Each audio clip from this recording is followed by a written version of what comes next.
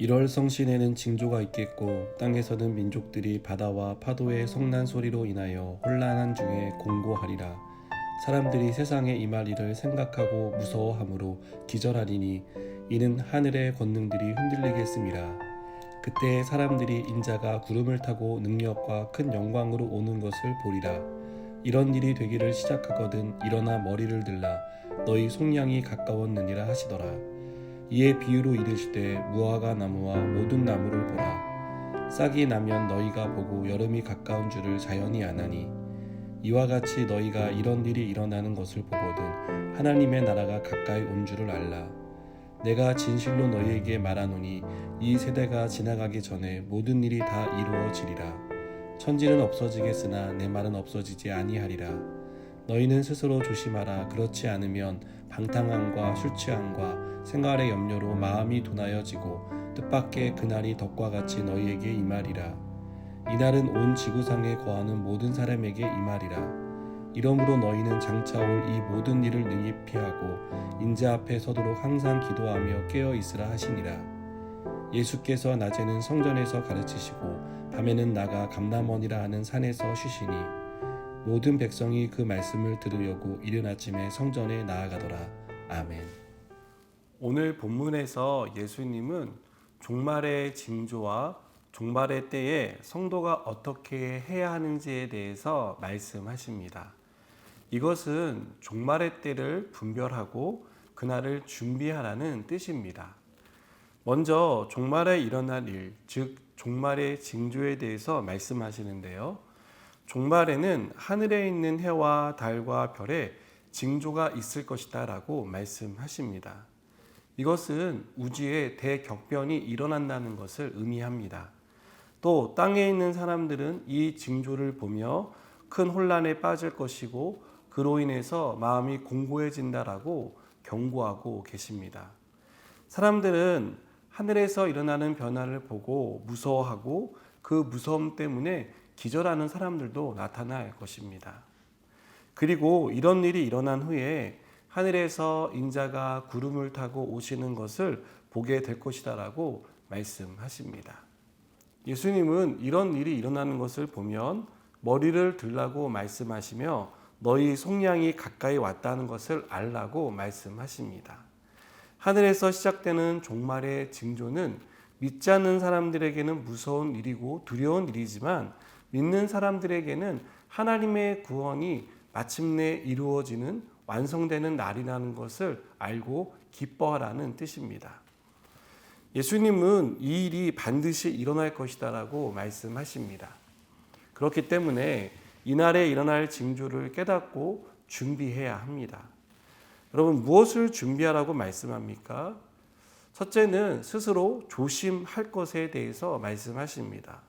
조심하지 않는다면, 즉 방탕함과 술 취함과 생활의 염려로 인해서 마음이 둔해지도록 방치한다면 우리는 그날에 일어나는 징조를 보고도 깨닫지 못하는 우둔한 상황에 빠질 것입니다. 둘째는 깨어 있어야 한다라고 말씀하십니다. 그런데 예수님은 깨어 있으라는 명령 앞에 기도로 깨어 있으라고 강조하고 계십니다. 기도 가운데 깨어 있지 않는다면 징조를 보면서도 그 징조가 무엇을 의미하는지를 알지 못하는 상태에 빠질 것입니다. 여러분, 세상은요, 종말을 향해 가고 있습니다. 우리는 이 사실을 잊지 말아야 합니다. 그래서요, 신학자들은 지금의 상황을 이미와 아직이라고 표현합니다. 이미는 예수님이 승천하신 이후에 종말의 때가 시작되었다는 것을 말씀하고 있습니다. 우리는 지금 종말의 시대를 살아가고 있습니다. 그러나 아직 예수님이 구름 타고 다시 오시는 그 날이 임하지 않았기 때문에 우리는 아직인 상태에 있는 것입니다. 우리는 지금 이 사이를 살고 있습니다. 그러니까 아직 세상에 종말이 오지 않았다고 해서 마음을 놓고 허탈한 생각과 방탕한 삶에 빠져서는 안 된다는 것입니다.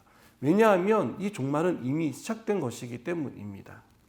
지금 내 신앙이 어떤 상태인지를 우리는 면밀히 살펴보아야 합니다. 아직 예수님이 오시기까지 시간이 남아 있으니 나중에 잘 믿으면 되지, 나중에 구원받을 만한 믿음을 가지면 되지 라고 우리가 생각한다면 그 역시 우리를 허탄한 생각 가운데 몰아가는 것이다 라고 저는 생각합니다. 지금은 내가 하고 싶은 대로 하고 나중에 하나님이 원하시는 것을 할 수 있다라는 생각은요, 큰 오만이며 착각이라는 것을 우리는 꼭 기억해야 합니다. 예수님은 우리에게 안심하고 평안하라고 말씀하시지 않았습니다. 종말의 시대를 살고 있는 우리 성도들에게 임재 앞에 서도록 항상 기도하고 깨어 있을 것에 대해서 분명하게 명령하십니다. 여러분, 종말을 사는 성도의 태도는 기도로 깨어 있는 것입니다. 항상 기도 가운데 깨어 있을 때 우리는 지금 일어나는 모든 현상을 바르게 이해할 수 있고 주님이 오시는 그날 주님을 기쁨으로 맞이할 수 있습니다. 그런 성도들이 주님이 오실 때 아멘 주 예수여 오시옵소서라고 기쁨으로 맞이할 수 있다는 것을 믿으시기 바랍니다. 저는 저와 여러분이 다시 오실 주님을 기쁨으로 맞이하는 그런 사람들이 되기를 원합니다.